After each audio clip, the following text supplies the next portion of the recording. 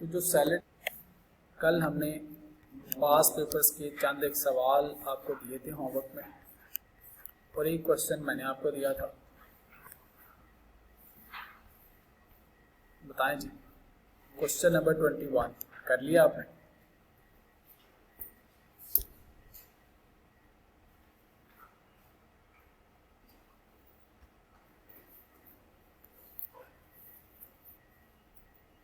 खाली रजिस्टर नहीं दिखाना, मुझे लिखा हुआ भी दिखाना है कि सवाल किधर किया है।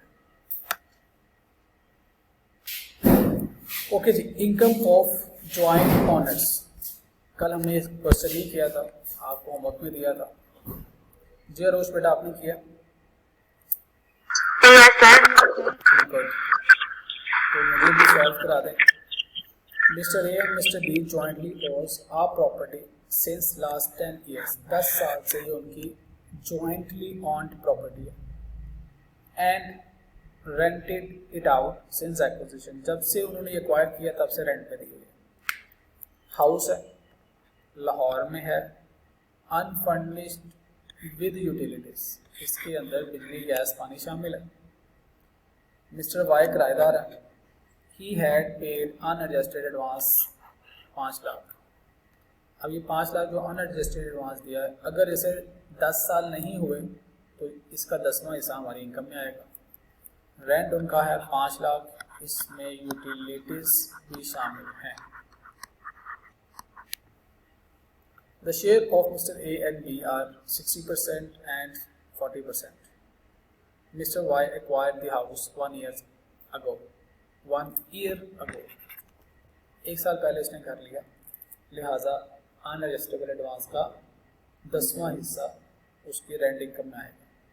Rent included 100,000 for the utilities, इसका मतलब है कि 4 लाख रेंट है जो वो है घर का, और बाकी 1 लाख रुपया एडिशनली यूटिलिटीज के लिए दिया जा रहा है।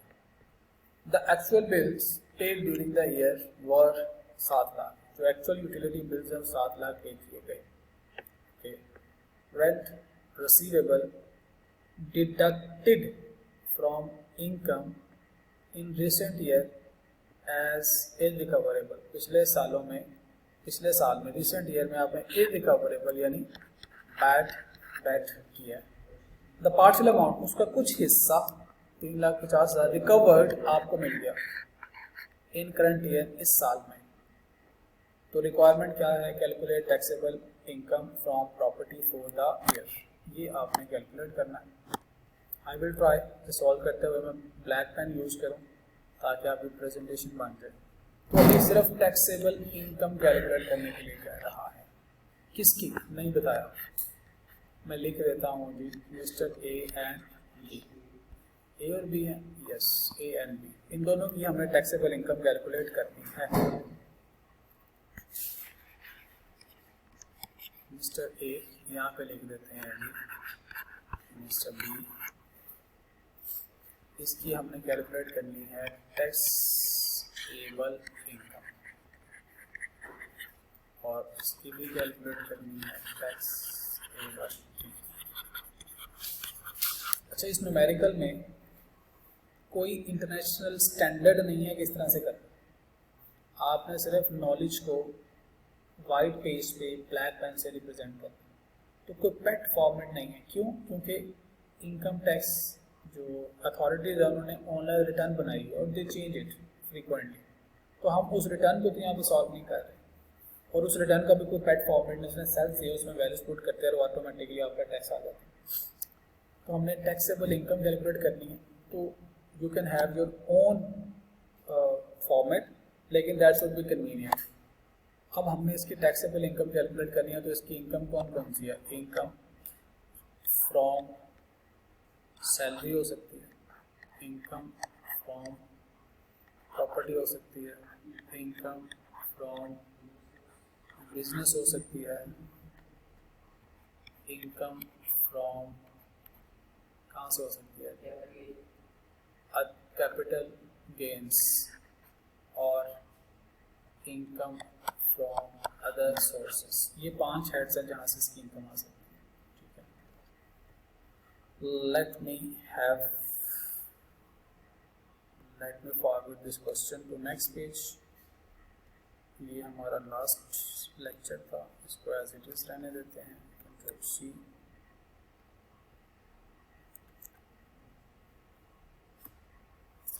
ओके जी, तो दोनों के लिए सेम फॉर्मेट है जी, मैं बार बार नहीं लिखूंगा।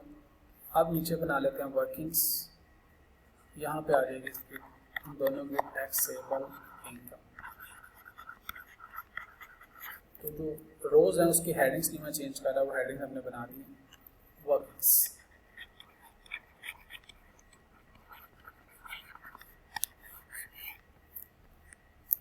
वर्किंग 1, कोई इसका टेम्पलेट नहीं है, जैसे आपका दिल चाहता है, यू आर फ्री। अब यहाँ पे बनाते हैं इनकम फ्रॉम प्रॉपर्टी, और यहाँ पे बना लेते हैं इनकम फ्रॉम अदर सोर्सेस। तो यूटिलिटीज़ के साथ उसने इनकम दी है। इनकम फ्रॉम प्रॉपर्टी में हमें पता है हम लेते हैं रेंट, और रेंट में से हम माइनस करते हैं डिडक्शंस। तो rent minus deductions. Similarly income from others, इसमें हम लिखेंगे इनकम्स, एंड अगर इसमें कोई डिडक्शंस अलाउड है तो वो डिडक्शंस लिखेंगे। राइट, ये मैंने एक टेम्पलेट ड्रॉ कर लिया, अपना क्वेश्चन समझ के उसको प्लान कर लिया। Let's solve the question. जी आ सकते, दरवाज़ा खुला रहने दीजिएगा प्लीज। अब आते हैं जो क्वेश्चन के ऊपर। Let me remove my memories, जो कि मैंने समझाने के लिए बनाई। अब हम वन बाय वन करके इसको सॉल्व करते हैं और ठीक करते रहेंगे ताकि पेपर में हम गलती ना करें। मिस्टर एम बी जॉइंटली ओज अ प्रॉपर्टी, जॉइंट ऑनर्स हैं तो इसका मतलब है प्रॉपर्टी की इनकम को हमें अपोर्शन करना। तो यहाँ पे हिंट लिख लें ताकि दोबारा ना आना पड़े, अपोर्शनमेंट। जब मैं कर दूंगा तो इसको काट दूंगा, पेपर में सवाल को अच्छे तरीके से पढ़ना है। आर्ट ओज a property since last 10 years, 10 साल से प्रॉपर्टी है, and rented it out since acquisition, जब से लिया तब से रेंट पे। हाउस है, लाहौर है, अनफर्निश्ड है। अनफर्निश्ड तो इसका मतलब क्या हो गया, income from property and income from other sources. जब मैंने सवाल पढ़ा उसके ऊपर मैंने हिंट लिख लिया। आप ब्रीफली हिंट लिख सकते हो, मेरा ख्याल examiner will not mind it. जब क्वेश्चन पढ़ के आप लिख रहे हो तो रिसेंटली उन्होंने गाइडलाइन में बताया कि they will not mind it, लेकिन कम लिखना है आपने, पूरा सवाल ही नहीं सॉल्व करना। With utilities, mister Y is the tenant, he had paid unadjustable advance. ये क्या आ गया, ये हमारे इसमें जाना है, रेंट में जाने की जरूरत है इसको। तो मैंने लिख लिया अपने पास रेंट, आर भी लिख सकते हो simply to save your time. Amount आ गई 5 लाख। शेयर बता दिया उसने अपोर्शनमेंट के लिए 60% एंड 40%। अभी इसका काम नहीं है, इस पर मैंने लिख दिया कि इसको भी मैंने सॉल्व नहीं किया, दिस इज द पेंडिंग। 2, कहते हैं mister Y acquired the house 1 year ago, 1 साल पहले उन्होंने घर लिया था, इसका मतलब पूरा साल इनके पास रहा रेंट। दूसरा पॉइंट, यानी इससे मुझे पता चला कि अनएडजस्टेबल एडवांस मेरी इनकम में आना है, तो मैंने अनएडजस्टेबल एडवांस को लिया। इस पॉइंट को काट रहा हूँ, ये मैंने सॉल्व कर लिया। पेपर में नहीं ऐसे करना, पेपर में आप you can give the hint, ये काम मेरा हो गया, ये काम हो गया, क्या हुआ, अनएडजस्टेबल एडवांस मेरी इनकम में आना चाहिए। एडजस्टेबल एडवांस कितनी अमाउंट है जी, 1 मिलियन।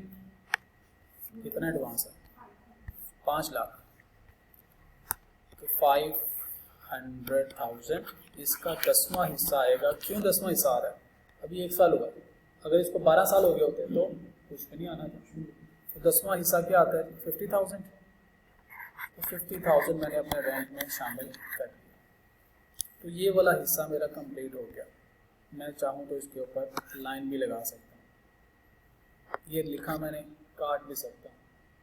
आगे चलते हैं। Rent included 1 lakh for utilities, तो पता चल गया इसके 2 हिस्से हैं, property and other income. The actual bills paid during the year worth 7 lakh, उसका खर्चा भी बता दिया। तो अब हमने रेंट के 2 हिस्से कर देने। मेरे पास 2 तरीके हैं। पहला तरीका, रेंट लिखता हूँ, कितना रेंट था इसका, 5 लाख। 5 लाख मल्टीप्लाई बाय 12, क्योंकि उसने कोई टाइम नहीं बताया कितना अर्सा रहा, कितना रेंट आया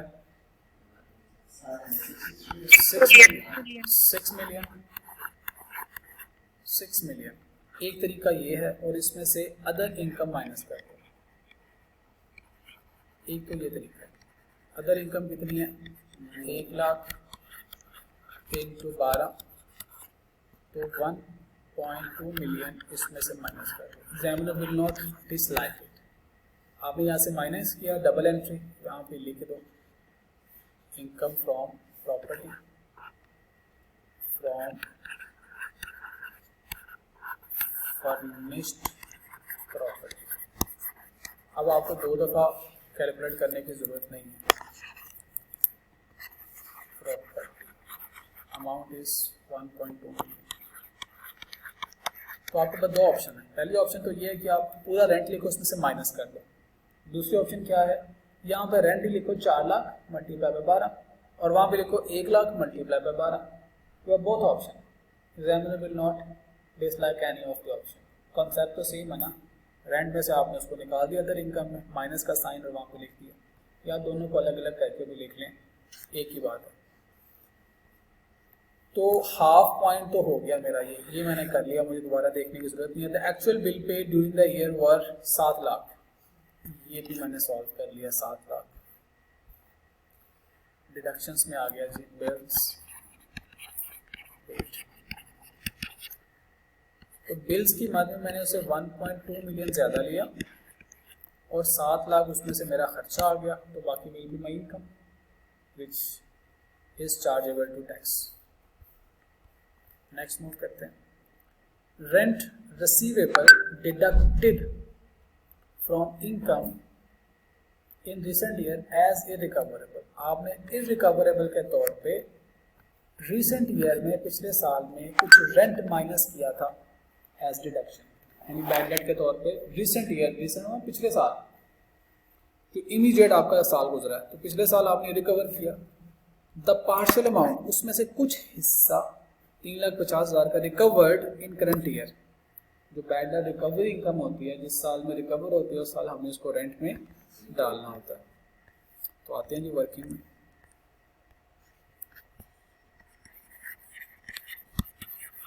बैड डेट्स रिकवर। अब मैं एडजस्टमेंट का रेफरेंस नहीं दे रहा इंटेंशनली। कितनी अमाउंट है जी, कितनी 35,000, 350,000। ओके, 350,000 आपको रिकवर हो गया, तो इनकम में शामिल कर लें। ठीक है जी। तो आप इसके साथ एडजस्टमेंट्स का नंबर भी दे सकते हो, सिंपली सॉल्व भी कर सकते हो। जितना कन्वीनियंट करेंगे उतना अच्छा है, दे दें तो अच्छी बात है। आगे चलते हैं, ये वाला मैटर भी हमारा सॉर्टेड आउट। नेक्स्ट कहता है बस खत्म, दैट्स द क्वेश्चन। बताइए जी, डिडक्शंस, कोई डिडक्शन नहीं दी उसने इनकम फ्रॉम प्रॉपर्टी, बस यही इनकम बन जाएगी हमारी। गलत जवाब। रिपेयर अलाउंस आपको अलाउड है, कितने बताइए जी, कितने टोटल करें जरा इसको। 5.2 मिलियन। 5.2 मिलियन आपको रिपेयर कितना अलाउड है 52000000। इसका कितने परसेंट, डिवाइडिंग बाय 5, 1 पांचवा हिस्सा अलाउड आपको, कितना 1/5 जी बेटा जी 1040,000। ओके, 1040,000। ये आपके डिडक्शंस आ गए। अब आपके टैक्सेबल इनकम कितनी बनती है,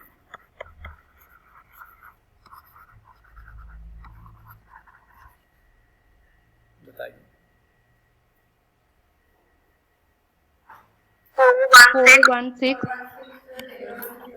416 0 किसकी इनकम है ये, it will be apportion, ascertainable है, बताया गया है किस किस की इनकम है। अपोर्शन में अभी मैंने कट नहीं किया, ये अपोर्शनमेंट करने लगा। ये भी पॉइंट मेरा सॉल्व हो गया 60-40। 60% ए को चला जाएगा, ले जी 60% इसका, और इसका लें 40%। जिस तरह मैंने लिखा वैसे भी लिख सकते हो, नो प्रॉब्लम। कितना आता है जी? 2496 2496 000 000। और दूसरे का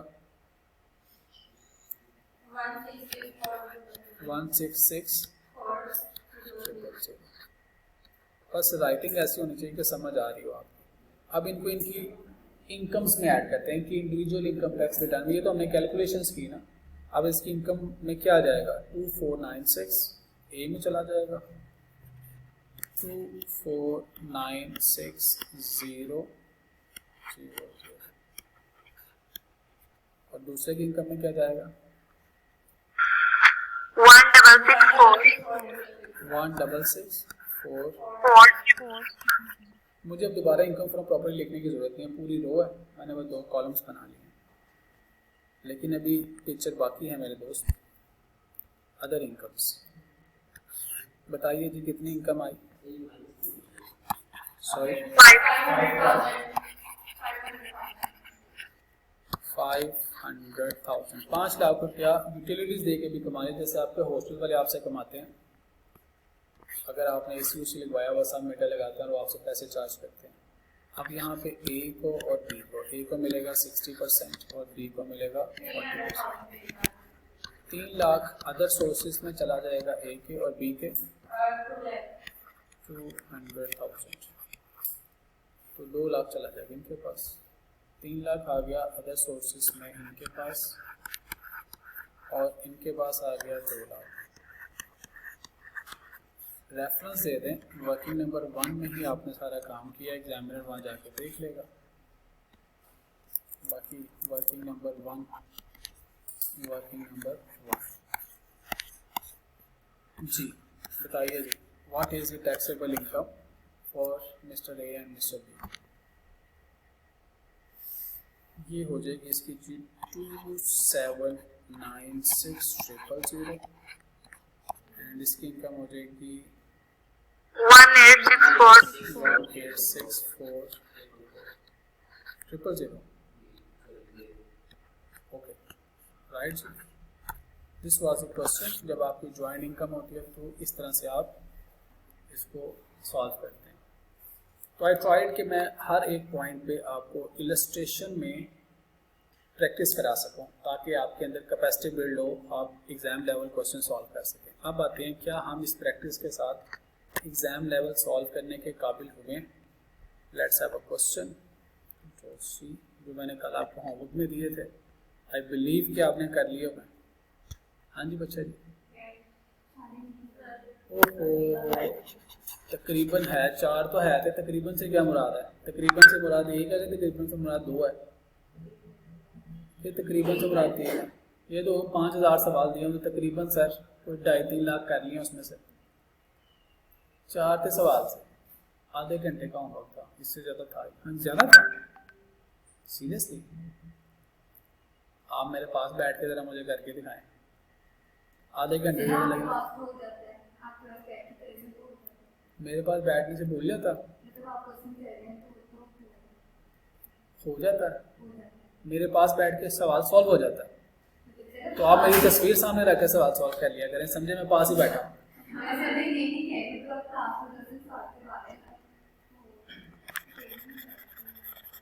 असल में तो बेटा अपने एग्जाम में अकेले जाना, मन पे ना लेके नहीं जाना। पेपर में अगर ये आधे घंटे में सॉल्व नहीं हो रहा तो पेपर में तो फिर 3 घंटे में तकरीबन ही पेपर सॉल्व होगा 25%। अच्छा जी, 2014 में एक क्वेश्चन आया, लेट्स सी। जब भी पेपर में सवाल सॉल्व करना है सबसे पहले क्या पढ़ना? कहता है जी tax liability of mister Bashir and Jamil, 2 लोग हैं, इनकी टैक्स लाइबिलिटी बतानी है। मार्क्स आर 10, 10 नंबर का सवाल है, दोनों की टैक्स लाइबिलिटी बतानी है। कर लिया? जवाब मैच हो गया? कहाँ से देखा जवाब? अच्छा आपस में देख लिया आपने दूसरे से जवाब। मैं देखता हूँ, अगर मेरे पास है तो मैं दिखा देता हूँ आपको। देखें जवाब ये आता है। क्वेश्चन नंबर कौन सा था ये? 10 5।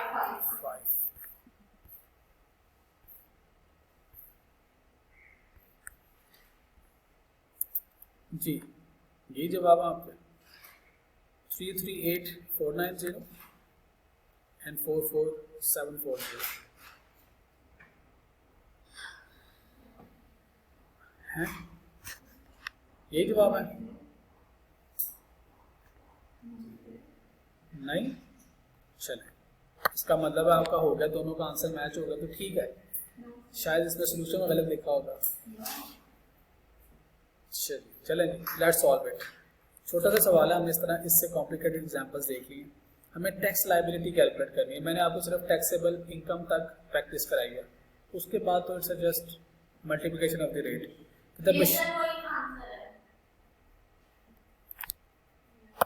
अगर आपको अपना लिखा हुआ आंसर नहीं मिल रहा तो एग्जामिनर को कहाँ से मिलना है जिसने पेपर चेक करना है?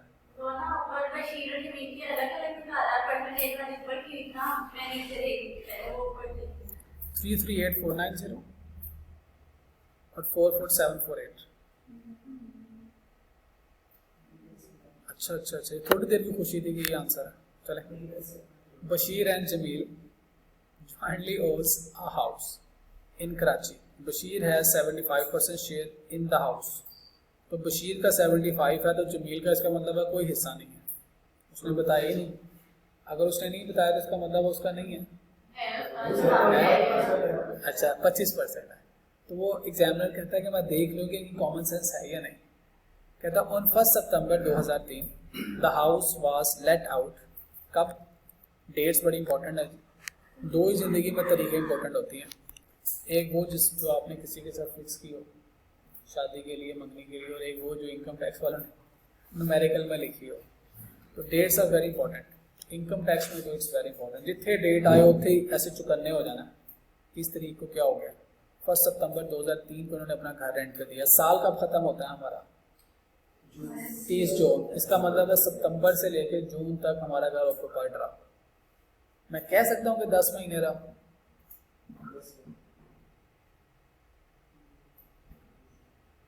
मैं कह सकता हूँ कि 10 महीने ऑक्यूपाइड रहा। ओके, 10 महीने वो रेंट पे रहा। इसका मतलब है 10 महीने की इनकम रेंट रिसीव और रिसीव। पहले 2 महीनों में क्या हुआ अभी तक नहीं पता। अभी तक मुझे लग रहा है कि 10 मंथ्स है। लिख लें साथ कहीं पर, दोबारा आके काउंट करने की जरूरत नहीं। पेपर में बड़ा एफिशिएंटली आपने बेटा अपना टाइम मैनेज करना है। 10 मंथ्स ताकि डायरेक्टली कैलकुलेट करें और आगे चले जाए। The house was let out at an annual rental value of 6.5 million. सालाना रेंटल वैल्यू कितनी है?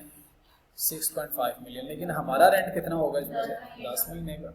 पूरा साल रहता तो 6.5 मिलियन, लेकिन हमने उसमें से, अब ये मैथमेटिक्स है, अब उसने आपको मैथ्स में उलझा के परेशान करने की कोशिश की है। कहता है at annual rental value, rental value कितनी थी सालाना? 6.5 मिलियन। लेकिन रेंट कितने महीने का मिलेगा आपको इसमें से? तो मंथली रेंट निकालें और उसको 10 से मल्टीप्लाई कर लें। This amount includes 186,000 per month for utilities, cleaning and securities. तो डिफरेंट सोसाइटीज़ में या अपार्टमेंट्स में आपको ये वाले चार्जेस पे करने पड़ते हैं। तो 1,86,000 रुपये उनके चार्जेस हैं। तो ये जो चार्जेस हैं अभी साथ साथ ही कर लें, पहले पूरा सवाल पढ़ लें, अच्छी बात होती है। तो आपके पास ये क्या है जी? अदर इनकम में जाने के लिए एक्सपेंसेस आ गए। During the year 2004 the honours incurred the following expenditure. During the year, अब पूरे साल की बात कर रहे हैं।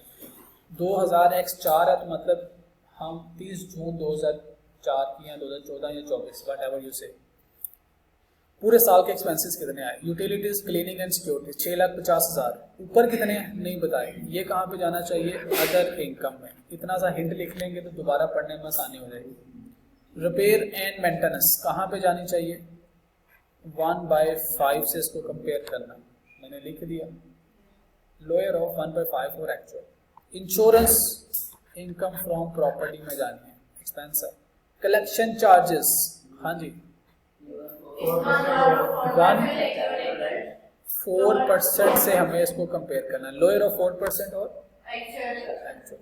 Bashir and Jamil have no other source of income, कोई और सोर्स ऑफ इनकम ही नहीं है।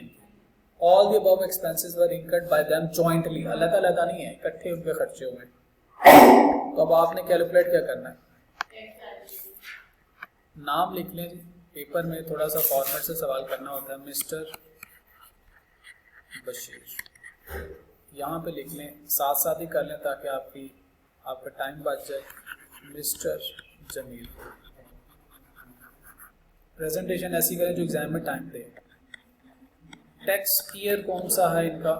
20x4, tax year 20x4।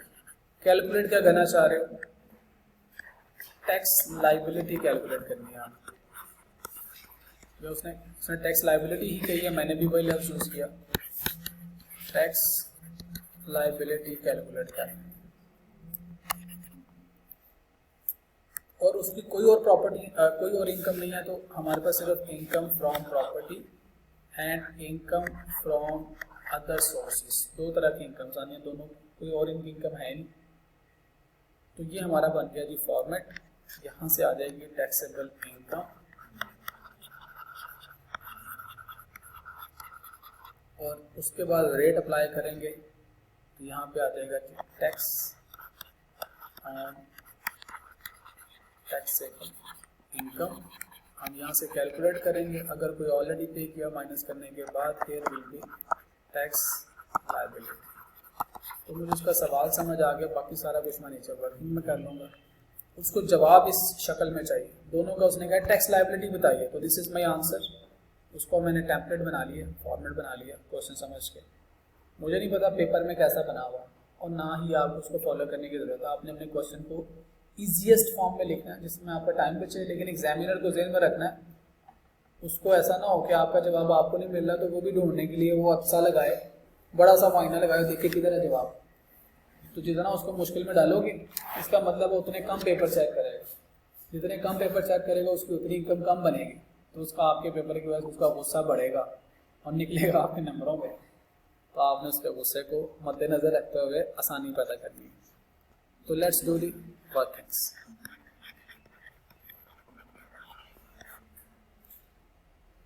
Working number 1 इधर बना लें जी, that is income from property. आपने पूरा लिखना है जी। मैं यहाँ पे वर्किंग नंबर 2 बना रहा हूँ, आप नीचे भी बना सकते हो क्योंकि मुझे साथ में आपको भी डिस्प्ले करना है। इनकम फ्रॉम अदर सोर्सेस, और कोई इनकम का सोर्स है नहीं। चलें जी, अब मैंने पूरा क्वेश्चन पढ़ के अपना जवाब प्लान कर लिया। Now let's start from the beginning. एक एक बात को देख के उसको क्लासीफाई करते रहेंगे। Bashir and Jamil jointly owns a house in Karachi. पहली दफ़ा पढ़ा मैंने अंडरस्टैंड करने के लिए और अपना प्लान बनाने के लिए। अब दूसरी दफ़ा मैं सॉल्व करने के लिए पढ़ रहा हूँ। टॉप बॉटम अप्रोच, ऊपर से चलें, सॉल्व करते करते साथ आए। Bashir has 75% share in the house on 1 सितंबर 2003 या 23। The house was let out at an annual rental of ₹6.5 million. ये सालाना रेंट है, तो यहाँ से मंथली रेंट कैलकुलेट करेंगे। मैं यहाँ पे लिख देता हूँ जी। वर्किंग में इनकम फ्रॉम प्रॉपर्टी में मुझे सबसे पहले लिखना होता है रेंट एज पर डेफिनेशन। तो यहाँ पे रेंट आ जाएगा। साल का कितना रेंट है जी? 6.5 मिलियन, ये साल का रेंट है। तो एक महीने का रेंट आ गया, ये आ गया मंथली रेंट। मैंने उसको वर्किंग शो कर दी। दो तरीके हैं, दोनों तरीक़ों से कर सकते हैं। मुझे आपसे बिल्कुल कोई इख्तलाफ नहीं है। आपका और मेरा जवाब इकट्ठा आएगा। तो मैं कभी इस मेथड से करूँगा, कभी उस मेथड से करूँगा, ताकि आप पेपर में दोनों मेथड से कर सकें। तो रट्टा नहीं लगाना जवाब तक पहुँचा। ये मेरा आ गया मंथली रेंट। मेरी प्रॉपर्टी कितने महीने रही? तो बताइए क्या जवाब आएगा? 54,0,0,0,0 ये आता है जी। टेट्रा 6 541666667 ओके जी, क्लियर है जी, यहाँ तक कोई प्रॉब्लम। लेकिन एक मसला आगे जाके आएगा पेश, तो देख लेते हैं क्या आएगा मसला। जब आएगा देखेंगे। कहता है जी this amount includes 186,000 per month for utilities and cleaning and securities. तो ये आगे मैंने अदर इनकम लिखी हुई है, इसको जाके अदर इनकम में लिखना है। तो क्या करूँगा, अपने इस रेंट में से माइनस कर लें अदर इनकम में लेके जा रहा हूँ 186,000 इंटू 10। बताइए कितने पैसे बनते हैं? 186,000। यहाँ से मैंने अदर इनकम निकाली और अदर इनकम में जाके लिख दिया।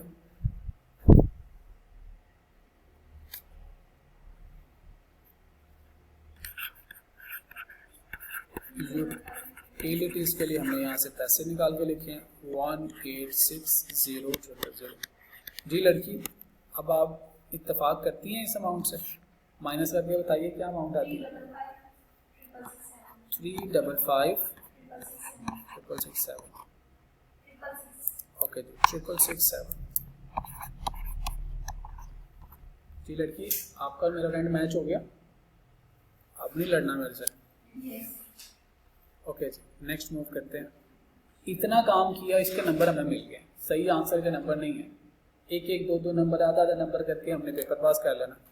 कहते हैं during the tax year 2004 the owners incurred the following expenditure. Number 1 utilities, cleaning and securities. क्या करूंगा? अदर इनकम में से माइनस करना है। अदर इनकम्स की डिडक्शन में जाके 6,50,000 लिख देते हैं। वर्किंग डिडक्शंस, जो उसका नाम लिखा हुआ था यूटिलिटीज, और क्या है यूटिलिटीज वट एवर। कितनी अमाउंट है जी? 650,000 माइनस करना है तो डिडक्शन के साथ माइनस का साइन। ये किस चीज़ का था आपने बेटा? पूरा लिखना है, यूटिलिटीज, क्लीनिंग एंड सिक्योरिटीज, पूरा लिखेंगे आप। इसके बाद रिपेयर एंड मेंटेनेंस 8-10,000 आते हैं जो डिडक्शंस में। प्रॉपर्टी की डिडक्शंस, यहाँ पे मैंने थोड़ी सी जगह छोड़ कर डिडक्शंस लिख दिया, माइट भी पॉसिबल कुछ और इनकम्स आ जाए। डिडक्शंस, रिपेयर के बारे में हमने क्या पढ़ा हुआ? लोअर या higher? Repairs are lower of, हाँ जी, हमें किस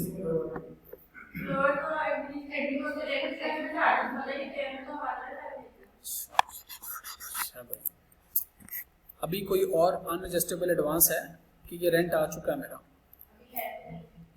कहीं पे कोई इनकम है मेरी? और कोई इनकम नहीं है, कोई इनकम नहीं है, लिहाजा मैं इसी इनकम का 1/5 ले सकता हूँ। 355,667 डिवाइडेड बाय 5, बताइए क्या आती है रिपेयर्स की चार्जेस? 711,333 ये मेरे पास रिपेयर का एक्सपेंस माइनस हो गया। और वहाँ पे कितना था? वहाँ पे था 810। हमें अलाउंस है, हम हर हाल में 1/5 माइनस कर सकते हैं। इंश्योरेंस प्रीमियम, हाँ जी, क्या करेंगे इंश्योरेंस प्रीमियम का? सारे का सारा ही अलाउड है, तो 240,000 is the expense. 240,000 insurance. Okay जी, व्हाट इज नेक्स्ट? नंबरिंग में कलेक्शन चार्जेस के बारे में, वी नो लोअर ऑफ 4% और एक्चुअल। एक्चुअल कितना? 25,400। यहाँ पे आते हैं जी collection charges.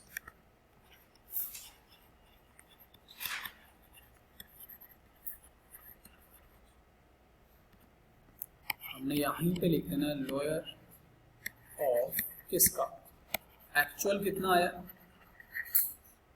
25,400 and 4% into rent chargeable to tax was 355,667। तो बताइए क्या था?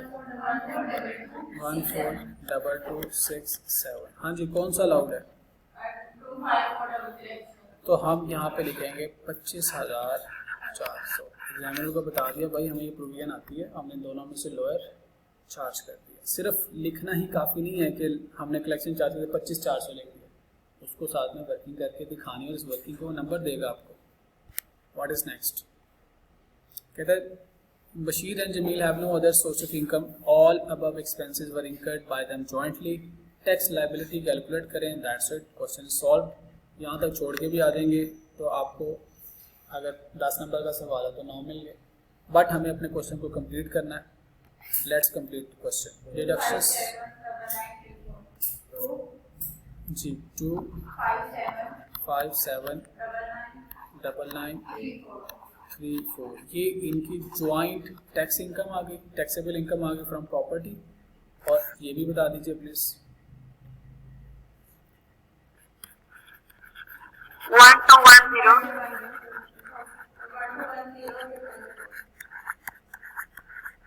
राइट 1210, और इसमें भी लिखेंगे टैक्सेबल इनकम। ऊपर हेडिंग हम लिख चुके हैं टैक्सेबल इनकम। अब एग्जाम में आपकी 3-4 लाइंस फ्री रह गई हैं, क्या करेंगे इसका? यूं सेलेक्ट करें और यूं ऊपर करके लिख दें। Is it possible? कुछ नहीं करना, छोड़ के आ जाओ भाई, छोड़ के आ जाओ, कुछ नहीं होता। पैसे दिए हुए आपने, कितने एक पेपर की मैडम क्या फीस है? 5,500 रुपये दिया हुआ, 700 हो गए हैं, पता नहीं कब आ गए पेपर की। 5,700 रुपये पे करने हैं तो कोई बात नहीं, 3-4 लाइनें छोड़ के। ये आपको आई क्या बताएगा? टैक्सेबल इनकम, ओके जी। लेकिन अभी पार्टी खत्म नहीं हुई, इस इनकम के 2 हिस्सेदार हैं। कौन कौन? एक बशीर साहब हैं और दूसरे कौन है? जमील साहब। तो जमील साहब बशीर साहब को 75% दे रहे हैं और जमील साहब को 25% दे रहे हैं।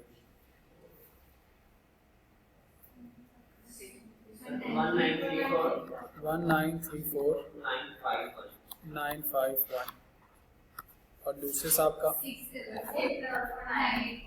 984। तो साथ साथ लिखते रहें ताकि आपका सवाल वाइंड अप हो।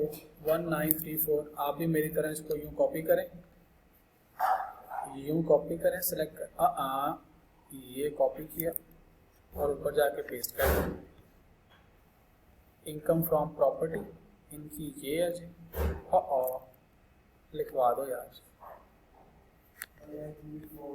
1934,951 1934,951 और इनकी इनकम 644,984। अब इनकम फ्रॉम अदर सोर्सेज भी दोनों में अपोर्शन कर दें, क्योंकि सर्टेनेबल है 75%, एक का है 25% दूसरे का है। 75% बशीर साहब एंड जमील साहब। जी बताइए। 00 एंड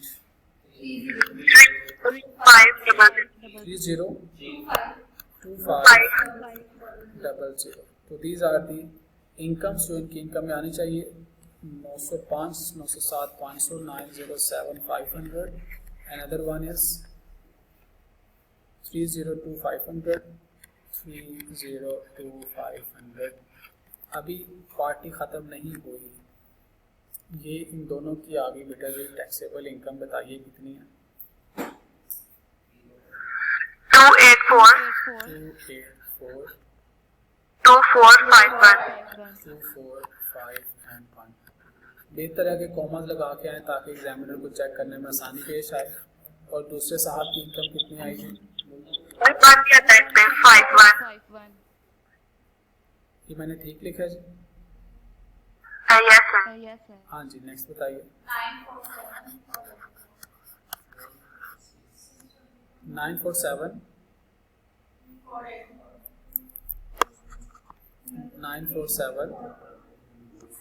484 ठीक लिखा जी मैंने? ओके जी। अभी पार्टी खत्म नहीं हुई, अब इनके टैक्स रेट्स, इनकी इनकम फ्रॉम सैलरी नहीं है। तो आते हैं जी, हमने जो पहला चैप्टर पढ़ा था उस पर आते हैं। हमने यहाँ पर रेट्स पढ़े थे, इफ़ यू रिमेंबर। बताइए जी, नॉन सैलरीड इंडिविजुअल के क्या रेट्स थे?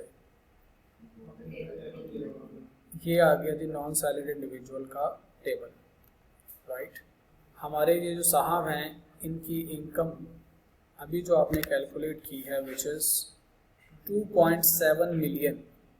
2.7 मिलियन लेट्स सी कि स्लैब में आ रही है 2.7 मिलियन। फिफ्थ स्लैब में 2.7 मिलियन है, 5वें स्लैब में, तो इनका टैक्स क्या बनेगा? 3,15,000 plus 25% of additional amount from 2.4 million. हमारे बुक में जो टेबल था ना, उसमें ये आगे वाले 6 थे, जबकि हमने सही वैल्यू दी थी। उसमें था कि 270,000 प्लस 22.5, इसलिए हमारा रेट आपने पुरानी बुक किसी सीनियर से ली है? आई कैप की साइट से डाउनलोड की है?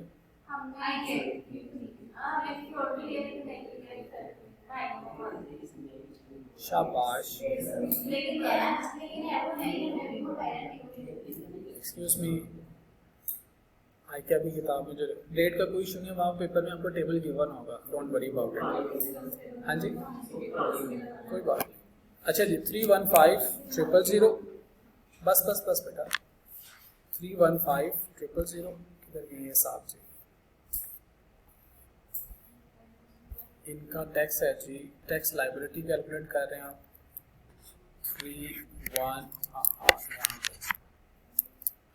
3 पे कर रहे हो, 3 क्या था? 5,000 प्लस 25% आपने लेना है 2.4 मिलियन से। एडिशनल अमाउंट कितनी है? 2.4 मिलियन से, यानी 2,842,451 माइनस 2.4 मिलियन। इससे जो इजाफी अमाउंट है उसका 25%। बताइए क्या अमाउंट बनती है? 315,000 प्लस बताइए कितनी अमाउंट बनती है? बताइए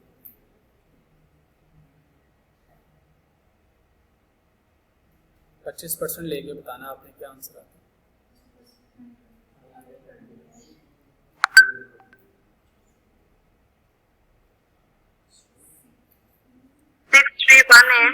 6318 62.7। दोनों को टोटल कीजिए, 425,613। तो this is the tax liability जो उसने आपसे पूछी थी। दूसरे साहब की इनकम कितनी है? That is 947,000। क्या बनता है जी? 946862। ओके, sorry, बताइए 452 तो नहीं बन सकता ना। ये ऊपर देखें, ये जो 25% लिया, ये 6,31,000 बनता। 946863। तो फिर ये अमाउंट नहीं ना ठीक, ये अमाउंट ठीक रहा है। ये 631, 6,31,000 में ये अमाउंट बताइए ना क्या आएगी? 25% क्या आएगा? उन दोनों का डिफरेंस लें, ऊपर अमाउंट पर 25% लें।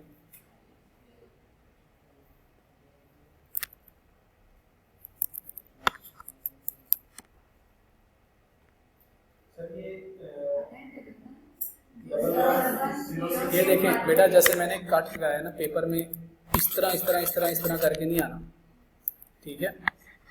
गलती हो गया, कोई बात नहीं, सबसे हो जाती है। अब गलती जो हुई है उसके ऊपर सिर्फ एक लाइन लगाना काफ़ी है। हाँ जी बताइए। 110,613।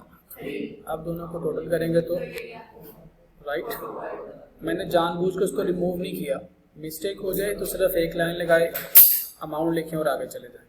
इन साहब की इनकम है जी 947। ना लड़े यार, 9 लाख कौन से स्लैब में आएगी जी? Third slab. 15,000 प्लस 8 लाख से ऊपर जितने पैसे हैं उसका 15%। ओके, इनकी टैक्स लायबिलिटी बनेगी जी 15,000 प्लस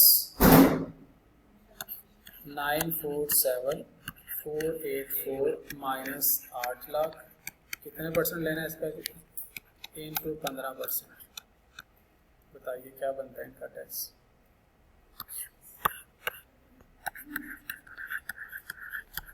15% लेके पहले बताना। 2212 1 2 2 22,122 दोनों ग्रैंड टोटल करेंगे तो 3 7 1 2 2 या 1 2 3 राइट जी। तो दिस वाज द क्वेश्चन। अब जब तक बेटा जी आप सॉल्व नहीं करेंगे, अगर इस बच्ची ने होमवर्क ना किया होता तो इसको ना पता होता कि इसके पास जो रीड है वो गलत है। जब तक अपने हाथ से सॉल्व नहीं करेंगे, बिलीव मी और नॉट, आपकी तैयारी नहीं होगी। आपको सॉल्व करना आ गया, आई कैप में उसके नंबर नहीं देने। जब आप प्रैक्टिस करेंगे तो यू वुड नो कि अंडरस्टैंडिंग में कोई प्रॉब्लम रह गई है। तो जब तक प्रैक्टिस नहीं करेंगे तो नहीं पता चल पाएगा। यही क्वेश्चन सेम आपका होमवर्क है। जो बच्चों ने नहीं किया, मेहरबानी करके इसको सॉल्व करें। Control C and control V। मेरे से सर्टिफिकेट मेरा देख लें, मेरा पेपर पास है। आपने बेटा अपनी तैयारी करके अपना पेपर पास करना है। प्लीज़ इसको टेकन एज ग्रांटेड ना लीजिए। आपके अम्मा अब्बा ने आपको पैसे दिए, आजकल के दौर में पैसा कमाना is very difficult. You are taking time. घर से तैयार होकर आते हैं, प्यारे प्यारे मुखरे कपड़े पहन के इस्त्री करके रोजाना आते हैं। You take time to come at campus. उसमें डिफरेंट किस्म की हर्डल्स हैं। फ्यूल कॉस्ट इंकर करते हो, क्लास में आके बैठते हो, वापस जाते हो, थकते भी हो। लेकिन जो ड्यू काम है ड्यू टाइम पे नहीं किया तो फिर क्या चाहिए। तो ड्यू करें जो ड्यू है, ताकि एडवेंचर का कोई रिजल्ट भी तो आएगा। अदरवाइज क्लासेस अटेंड कर लेना, कभी पढ़ना कभी ना पढ़ना, this is not the attitude of the student. Teacher कोई भी हो, अदारा कोई भी हो, किताब कोई भी हो, if you are doing what is due at the right time, तो result will be positive. Thank you, Allah हाफिज़। कल आपका इनकम फ्रॉम प्रॉपर्टी का टेस्ट है।